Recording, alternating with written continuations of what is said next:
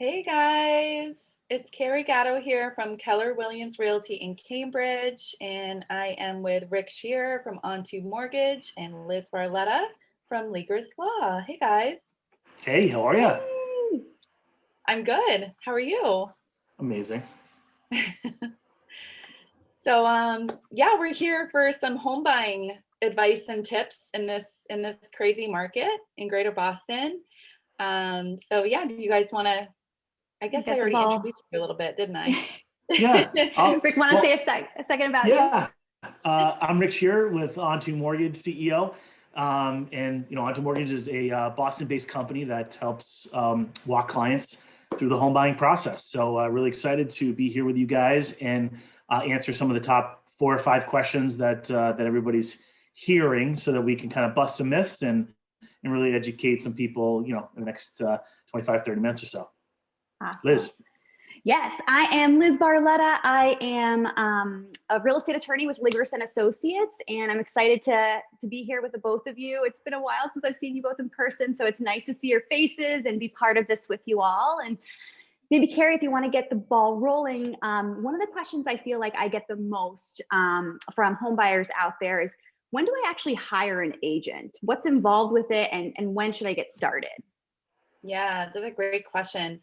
So honestly, I feel like it's never too early to start the conversation because it's such a dynamic market. It changes every day. And even if you're not quite ready to pull the trigger and buy your home yet, there are still things you can do to get ready, to prepare a year or even 2 years in advance.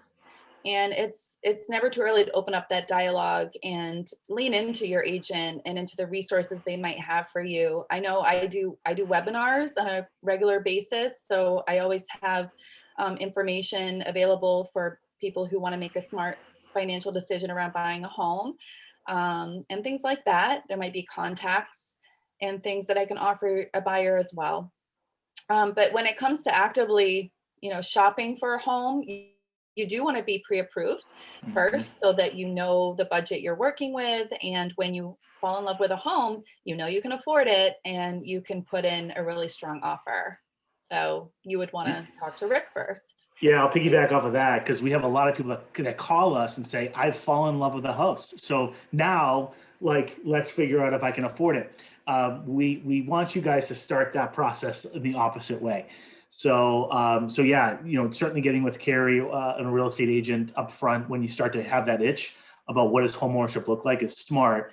And either right before or very soon after talking with a real estate agent, getting with a mortgage professional.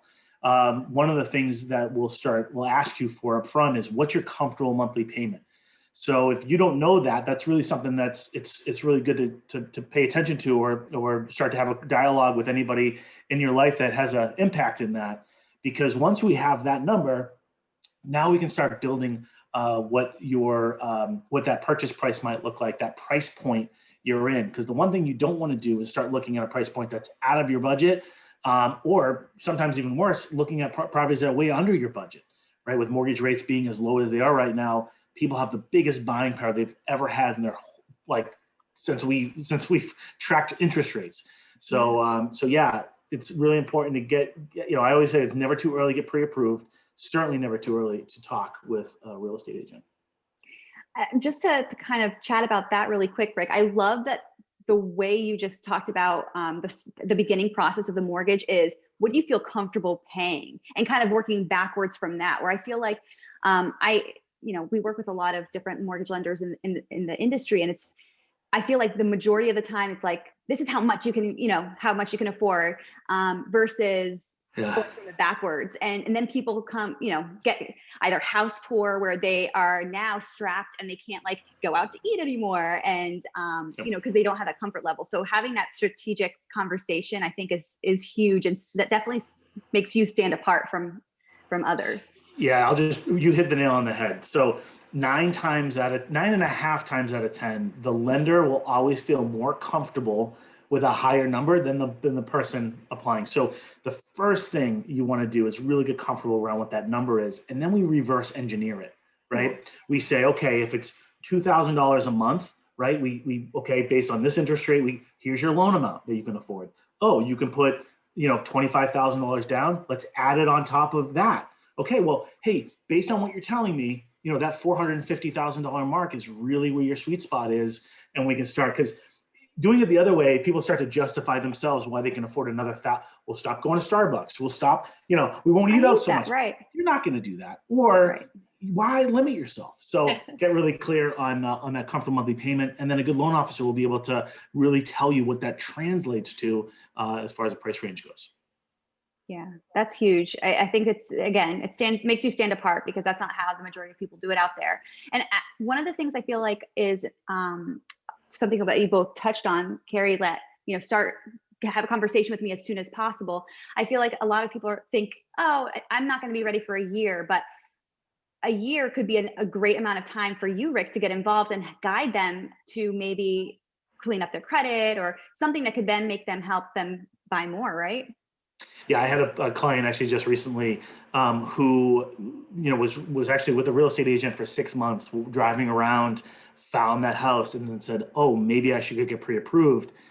She had taken out a Macy's credit card and forgot to make never got the bill or whatever it meant. 6 months of late payments. You can imagine what that did to her credit. But they had to just erase that 6 months of all they did, walking around. So it's really important that, you make sure your credit is, your credit par.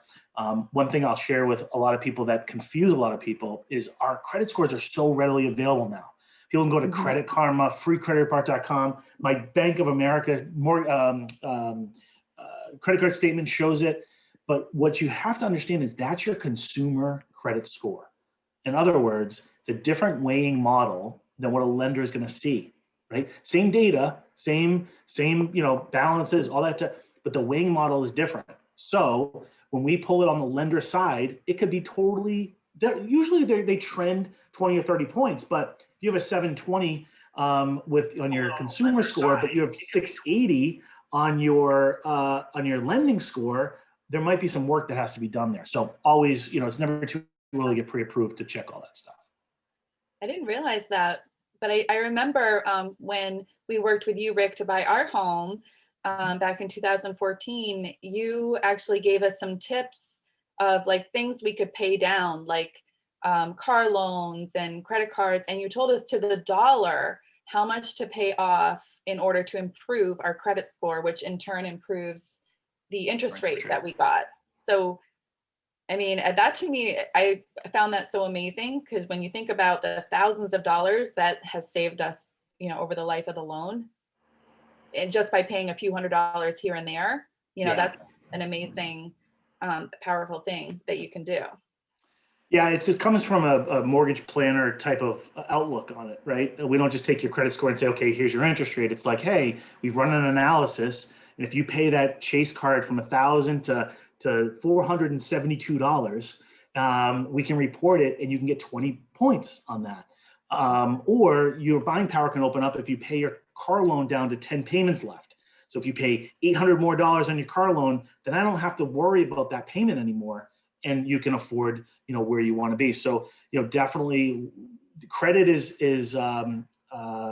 interesting, right? But there are ways to improve it so that you can get the better credit score. 740 and above, typically on a standard Fannie Mae, Freddie Mac loan, gives you the best rates and terms. So if you're off by, if you're at a 724 and you only need 16 more points, oftentimes we can adjust some of the things on your credit report to get that 16 points. So there's a lot of Rick love, because I'm going to just say another thing.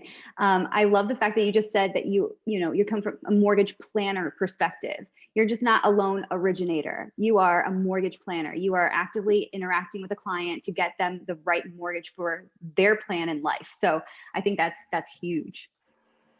Yeah. It's sorry. I was just going to ask you, Liz, when do you prefer for a client to reach out to you, ideally?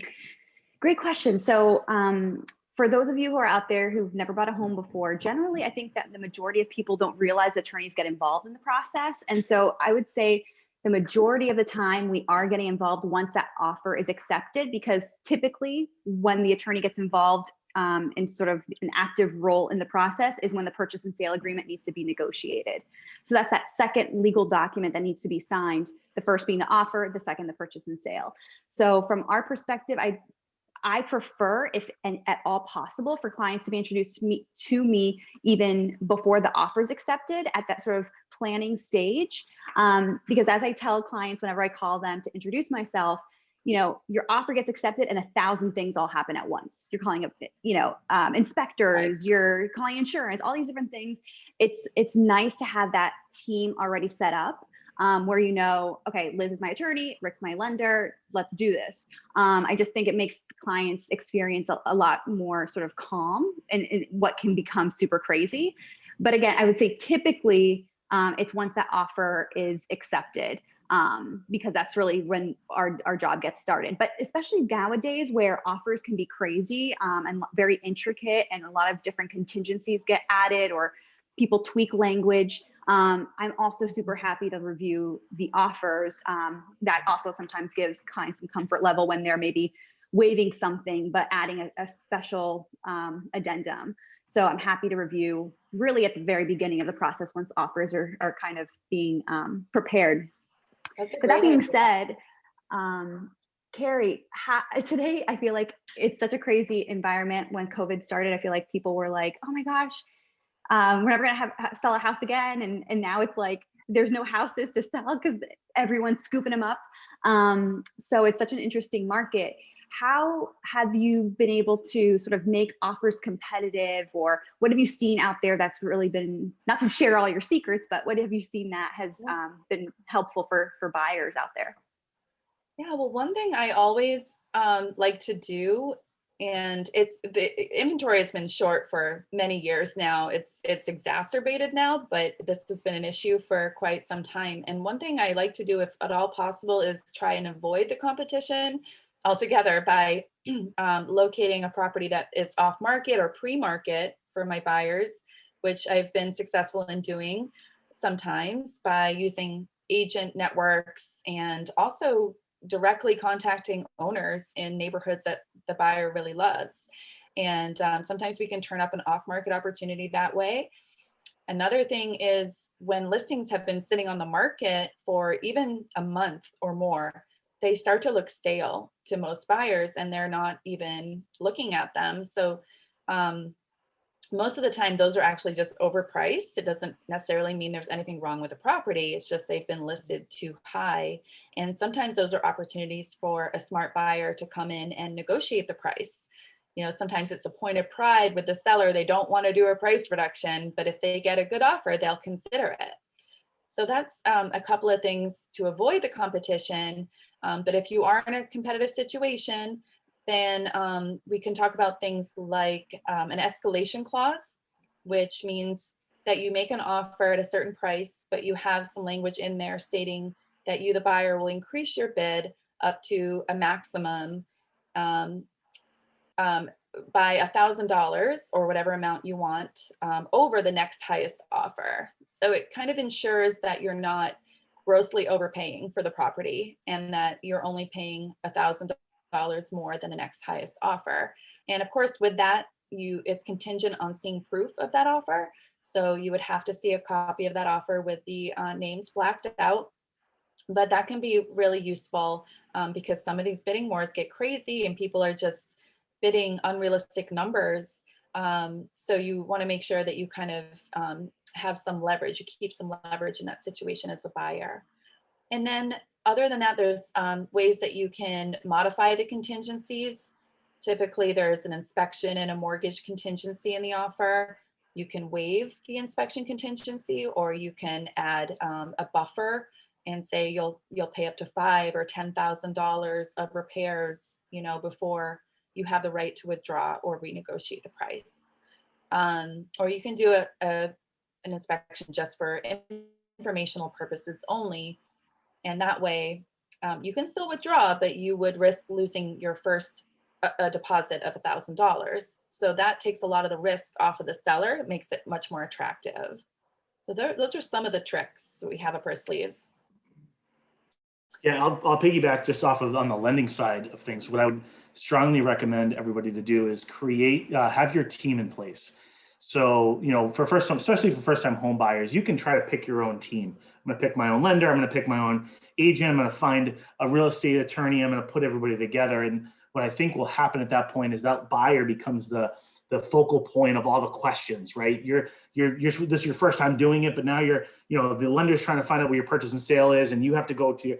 What I recommend is finding a team that's cohesive around you. So like someone that, Liz, we do a ton of business together. My team's on the phone with her team all the time. Carey, same thing. We all know how each other work. And what that does is it allows people to come around you and protect you against all of that. But on the offer side, it's really, really important that you do have the right lender. It doesn't have to be Ontomortgage, but there are certain lenders that aren't so looked upon in the real estate community. In that, if you go with an offer with one of those lenders, what happens is your deal either gets in the trash or at the bottom of the pile or whatever it may be, because all the seller cares about is you showing up in 30, 45 days from now with a check made out to them to buy their house, right? And if you have financing set up that's not that isn't shining in the best light, that could be an issue. The other thing too is obviously having your dates more conducive to how they want.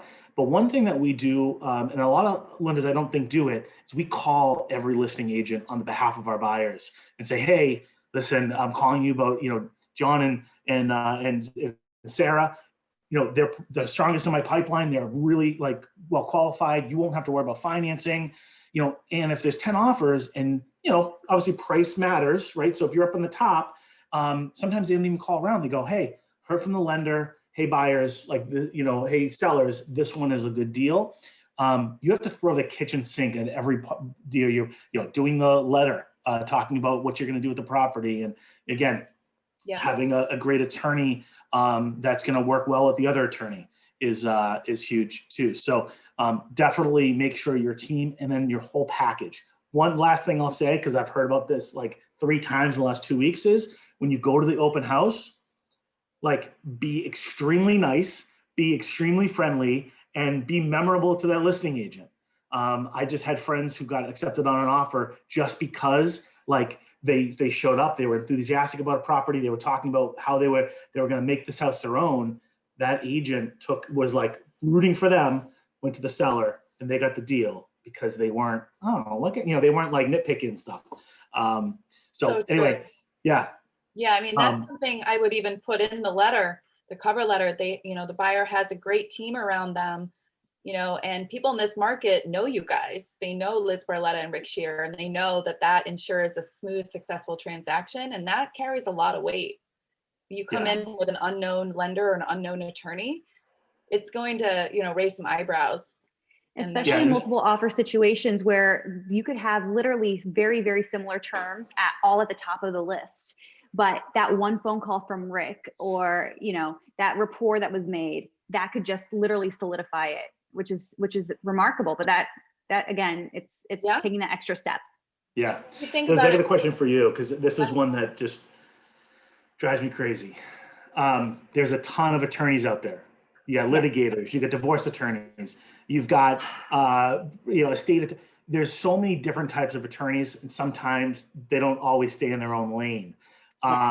One, I'd like to know why in Massachusetts do you need an attorney, because a lot of other states don't, and two, what type of attorneys do people need to hire when it comes to real estate?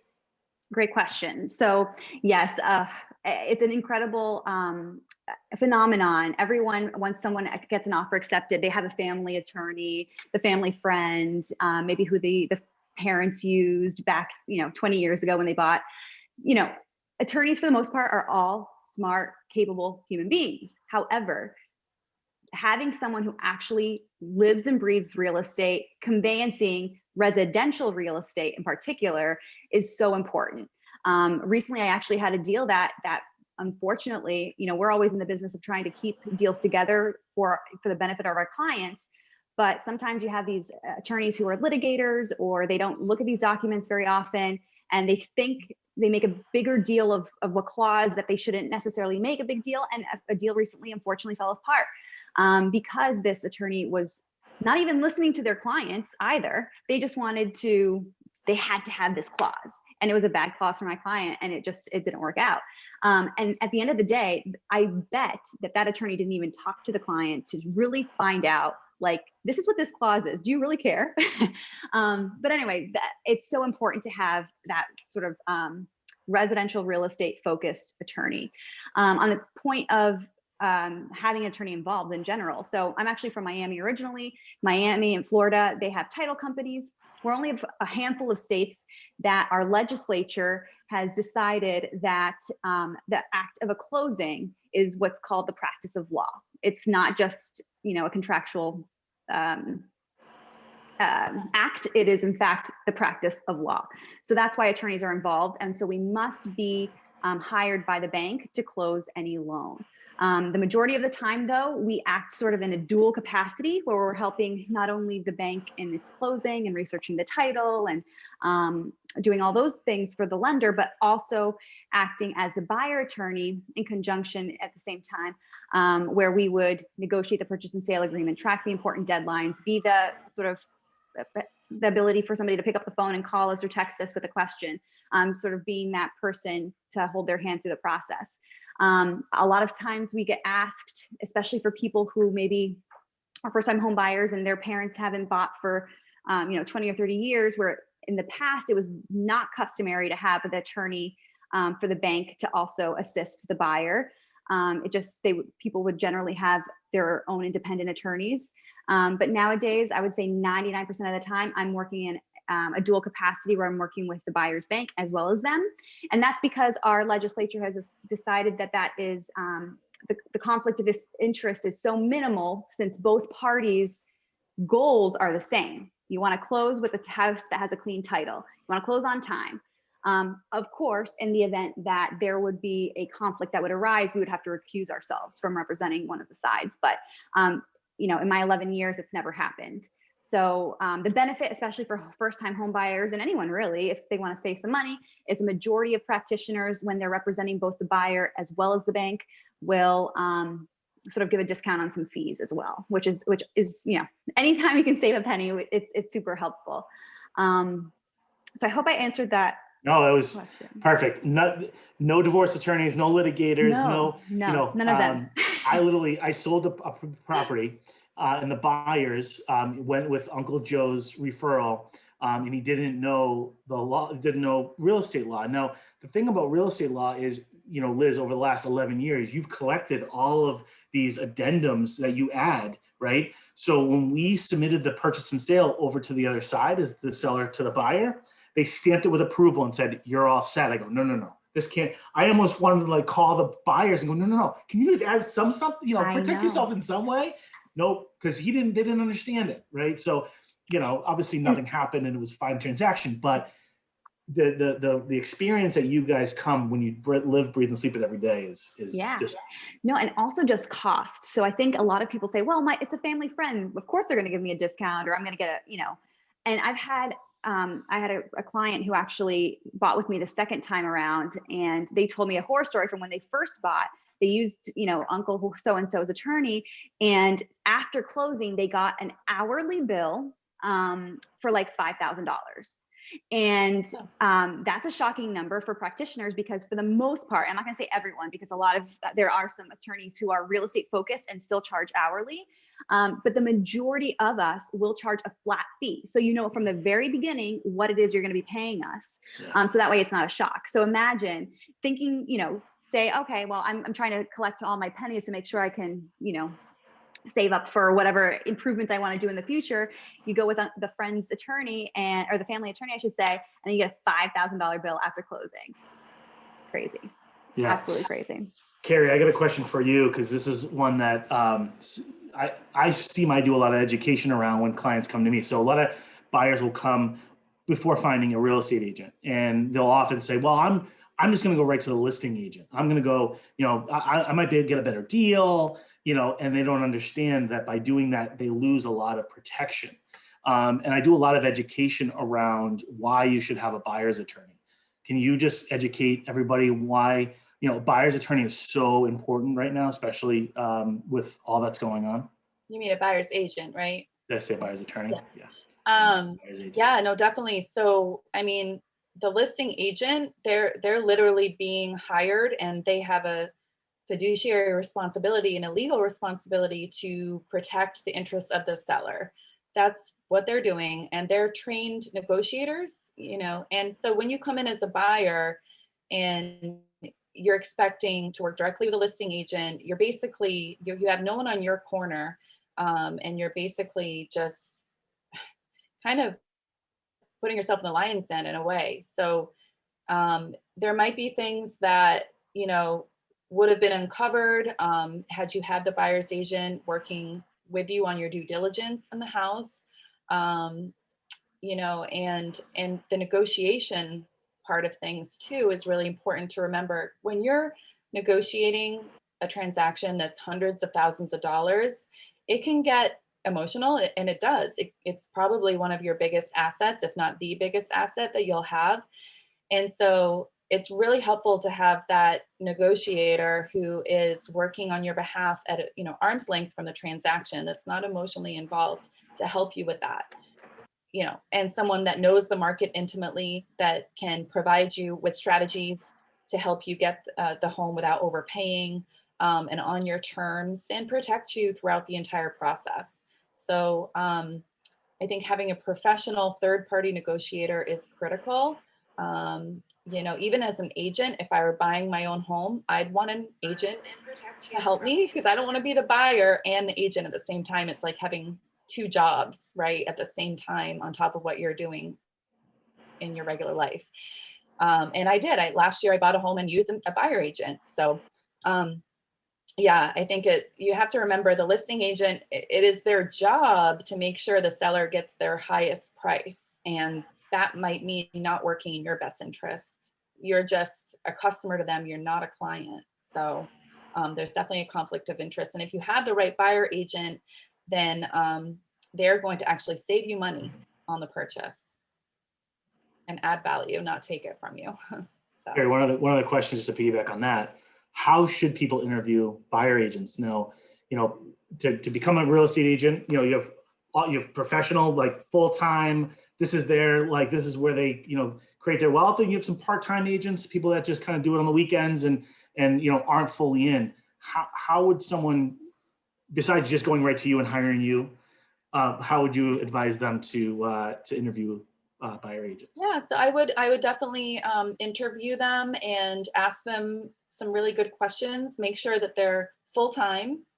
That's important, because you want someone who's immersed in the market and can, give you advice right off the top of their head, really, because you're going to need to act quickly when you find the right property. So you want someone that's full-time, experienced, meaning at least 5 years, knows what they're doing, has been around the block, has seen a lot of war stories, and that they're local. I see a lot of times people, again, using like a family friend or someone from out of the area. Well, every market's different. They're not going to know this market if they're from out in Western Mass or something, So make sure that they're local, because again, they're going to know the players in this market. They're going to be able to refer you to good people like yourselves. And they're going to also, another thing that comes up is they'll know the listing agents too, a lot of times. So, there's kind of a network there, and that can gain a buyer an advantage too. So full-time, experience, local, and then find someone that you hit it off with.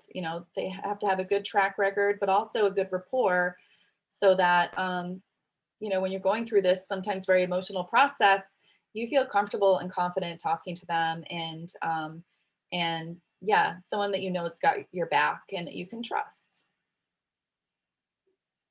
Yeah, I totally agree with. I feel like having that rapport with the person, I think is so important. I've had a lot of clients who, on their second time around, they talk to me and they're like, I never felt like comfortable talking to my agent. I never felt comfortable talking to my, loan officer or attorney. And That's such a huge part of this whole process. Like if you don't feel comfortable asking your agent questions, that's probably not the right agent for you. And that's why people love working with you, Carey, because they feel that comfort and know that you have, their best interests at heart, which is the so important. communication part is so important. You're going to want to really be on the same page. I always start with a buyer interview right at the beginning with, if it's a couple, I always want both of them there, and make sure that everyone's on the same page, that we're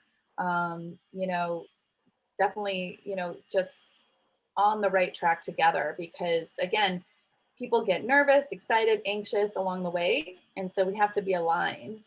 And there's a whole interview process that we do to make sure that we all understand what we're going for, what we're looking to do. So communication is key, definitely. Yeah. So well, I feel like should we wrap it up? I know we're hitting like a half hour here. Yeah. Went quick, huh? Jeez. It went so fast. I feel like I want to talk. We have so many more things that we could talk about. But it was so good to see you guys. Maybe one takeaway, or where can people contact you? How can people get a hold of you? For me, just give me a call, honestly. My cell phone, give me a call or text 617-791-4882. Would love to chat. Yeah. For me, my office line 617-778-0024, or Rick at ontomortgage.com. Awesome. And I can be reached at 617-304-3404. That's my cell phone, or you could email barlettateam@ligris.com. So good to see you guys, and maybe we can do this again with all the other questions we still have. Looking forward to it. Thank you so much. It was great seeing you. Great seeing you guys. All right. See ya. See ya. Take care. Have a good Bye. day. Bye.